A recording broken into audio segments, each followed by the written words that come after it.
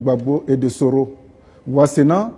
Maintenant, vous me parlez de Bédié, de Gbagbo et de Soro. Regardez bien. Moi, je vais sortir du tribalisme et montrer les gens qui y sont en vérité. Bédié est le dernier représentant de la bourgeoisie agraire.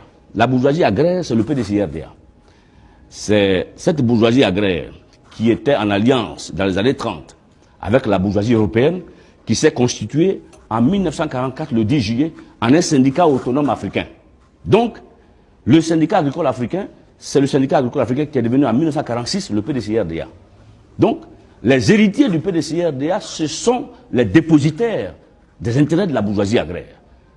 Et comme la bourgeoisie agraire ivoirienne s'est associée au patronat français pour déporter les ouvriers du travail depuis le pays Sonufo jusqu'en Haute-Volta, dès la disparition du chef de la bourgeoisie agraire en 1993, il fallait empêcher le repartage du bien national avec les descendants de ceux qui ont travaillé dans les grandes plantations du cacao et du café. Voilà pourquoi on a créé l'ivoirité.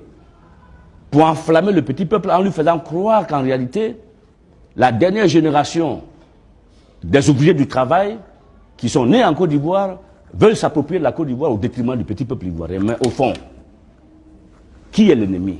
L'ennemi, c'est ceux-là qui sont au pouvoir, qui étaient les instruments et qui sont les instruments. Et à l'époque, quand vous parlez de M. Bédié? Je parle encore du Feu de Boigny.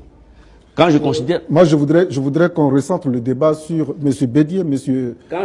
Alassane Dramane Ouattara et M. Laurent Gbagbo et M. Soro. Quand je parle de la bourgeoisie agraire,